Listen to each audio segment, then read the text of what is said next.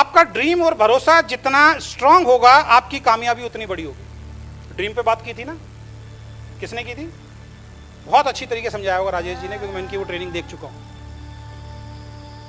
आपका ड्रीम और उस ड्रीम के ऊपर भरोसा, ड्रीम देखना उसके ऊपर भरोसा होना कि ये पूरा होगा, ये बहुत ज्यादा जरूरी है। ड्रीम देखना तो बहुत आसान है।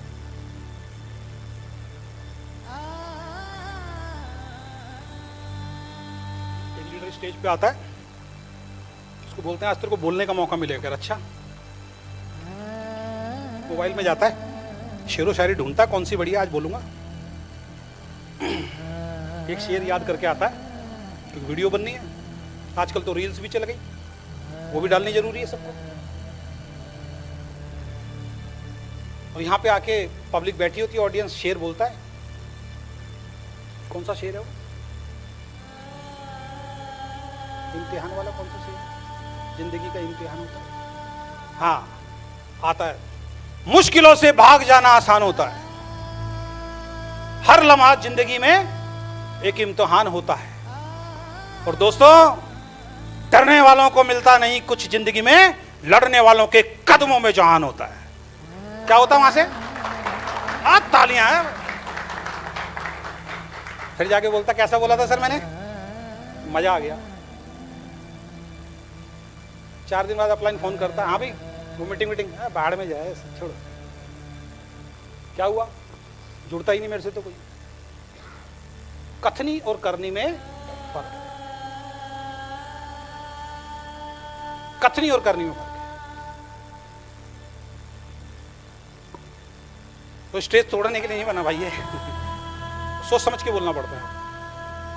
तो आपका ड्रीम और भरोसा जितना स्ट्रांग होगा आपकी कामयाबी उतनी बड़ी होगी। अब ड्रीम को मैं किससे कनेक्ट करता हूं? सबसे रियल स्टोरी, सबसे बढ़िया स्टोरी है, वो है एक मदर की स्टोरी, एक मां की स्टोरी। क्योंकि ड्रीम को पूरा करने के लिए 2 चीजें हमेशा आपके साथ चलेंगी, 3 चीजें।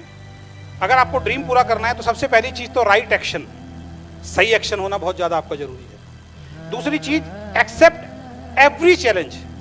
जो भी चैलेंज आएगा, अगर ड्रीम को पूरा करना है, काम करोगे तो चैलेंज तो आएगा, तो उस चैलेंज को भी पार करके चलना है। और तीसरी चीज क्या है? त्याग की भावना। ये 3 चीजें ड्रीम पूरा करवाती है। पहली चीज क्या है? राइट एक्शन, सही दिशा में एक्शन। दूसरी चीज क्या है? उस रास्ते में जो भी चैलेंज आएंगे उनको पार करते हुए जाना है। और तीसरी चीज क्या है? त्याग की भावना। जब आप राइट एक्शन लेते हो, हर चैलेंज को स्वीकार करने के लिए तैयार होते हो और त्याग की भावना से काम करते हो, तब जाके आपका ड्रीम पूरा होता है। अब आता हूं वापस एक मदर की स्टोरी के ऊपर। जिस मां ने आपको जन्मा है दोस्त, उसका कर्ज भी उतारना है आपको।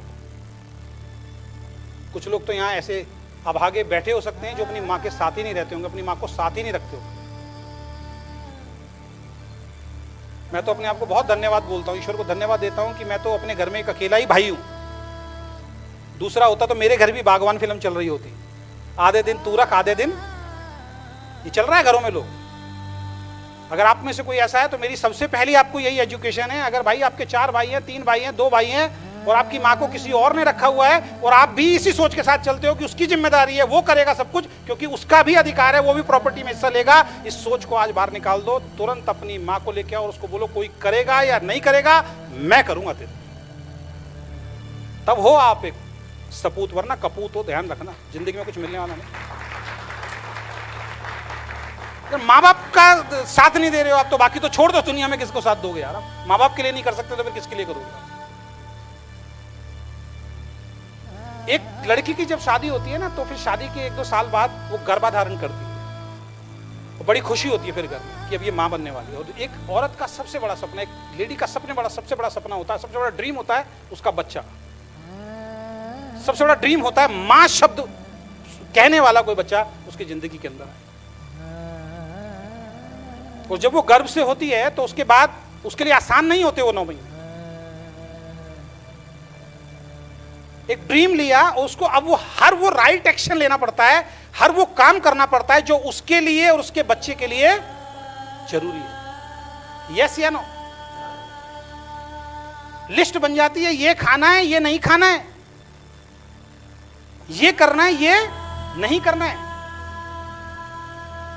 वो इसको एक्सेप्ट करती है नहीं करती है? करती है नहीं करती? और जैसे जैसे टाइम बढ़ता चला जाता है वैसे वैसे चैलेंजेस और कंडीशंस भी ज्यादा होती चली जाती है। खूब उसको गोलगप्पे, धल्ले, पापड़ी सब खाना अच्छा लगता है। शादी होती है, शादी में उसकी सारी सहेलियां खा रही होती हैं, उसने कभी भल्ले पापड़ी की दुकान देख ली तो उसने छोड़ा नहीं दोस्त। लेकिन उस शादी में जाके भल्ले पापड़ी नहीं खाती है, क्योंकि सास बोलती है कि बच्चे के लिए नुकसान देगा, ठंडा बच्चे के लिए नुकसान देगा, गर्म बच्चे के लिए नुकसान देगा, खाना नहीं है तेरे को भाई साहब, खाना छोड़ देती है। यहां तक की तो कहानी ठीक है। कई ऐसी ससुराल होती हैं कि उनको इतना दुख दर्द दिया जाता है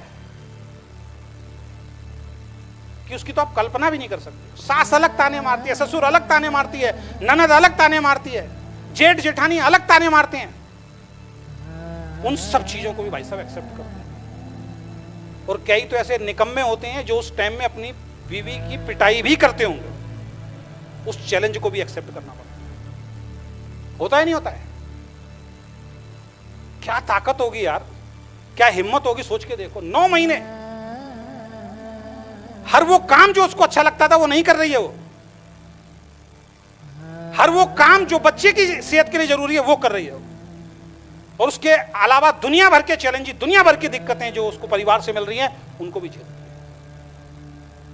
जिसमें उसको आराम करना चाहिए। सास को भी मालूम है, ससुर को भी मालूम है, पति को भी मालूम है कि ऐसे में जितना ज्यादा आराम दोगे, जितना ज्यादा उसको अच्छी उसका माइंड शांत रहेगा, बच्चा उतना हेल्दी होगा, सबको मालूम है। लेकिन इतने दुख दर्द मिलते हैं कई लेडीज को तो आप कल्पना नहीं कर सकते दोस्त।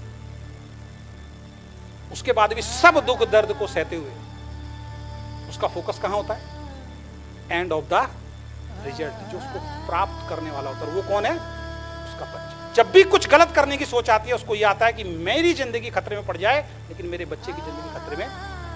और उसके बाद जब 9 महीने के बाद वो बच्चा उसकी गोदी में आता है ना, तो पूरे साल के जो दुख दर्द है ना दोस्त, 1 सेकंड के अंदर उसकी जिंदगी से निकल जाता है, सोचती नहीं है। और ये कहा जाता है कि जिस टाइम बच्चे का जन्म हो रहा होता है इतना खतरनाक पेन होता है, अगर उतना ही पेन किसी मर्द को दे दिया जाए ना, वो फ्यू सेकंड्स के अंदर इस दुनिया को छोड़ के चला जाएगा। इतना भयानक दर्द होता है। कहते हैं कई हड्डियां टूटने के बाद वो दर्द एक इंसान सहता नहीं और मर जाता है, उससे भी ज्यादा दर्द उस टाइम होता है जिस टाइम बच्चे का जन्म होता है। कैसे सहती है? क्योंकि उसका ड्रीम बहुत स्ट्रांग है, उसका ड्रीम बहुत मजबूत है। और यही मैं आपको कनेक्ट कराना चाहता हूं कि आपका ड्रीम और आपका भरोसा जितना स्ट्रांग होगा, उस मां की तरह आपकी कामयाबी उतनी होगी।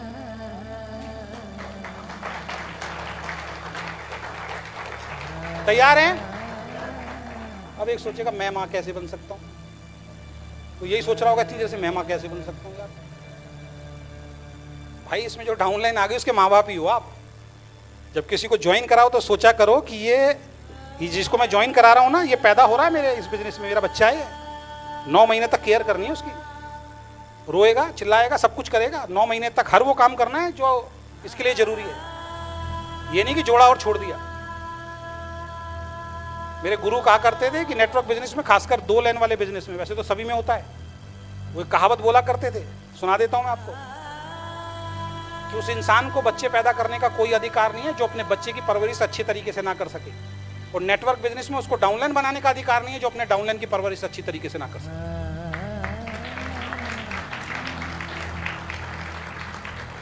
लेकिन वापस रिपीट कराता हूं, परवरिश कौन से वाली? वो वाला नहीं चाहिए। 1 लेग आप चला दो, दूसरी में भी मदद कर दो, दूसरी में मीटिंग ट्रेनिंग सेमिनार भी दे दो, वो फिर भी अच्छा है। जिसकी 1 लेग चला रहे हो, वो कह रहा है सर चिंता मत करो मैं करूंगा, बहुत अच्छा है वो समझ गया कि हाँ भाई एक तो मिल गई, अब मैं करूंगा यार, मेरी रिस्पॉन्सिबिलिटी है, उसकी बात नहीं कर रहा हूं। ठीक है सर, तो ड्रीम मजबूत कर सकते हैं तो right action, accept every challenges, जो भी चैलेंजेस आएंगे उनको एक्सेप्ट करना है। और तीसरी चीज त्याग की भावना करनी है, तो आपका ड्रीम जो है वो फुलफिल होगा। त्याग कर, आज जो आप यहाँ पे बैठे हैं 2 दिन से, क्या है? त्याग ही तो है ना आपका लाइफ का। किसी ने नौकरी छोड़ी होगी, किसी ने अपना बिजनेस छोड़ा होगा। छुट्टी लेना आसान है क्या आज की डेट में? बड़ा मुश्किल होता है। लेकिन आसान भी ये बताऊं कब? जब गांव में जाना हो 10 दिन के लिए, तब मिल जाती है। शादी में जाने के लिए मिल जाती है, मीटिंग ट्रेनिंग में आने के लिए नहीं मिलती है। चलिए।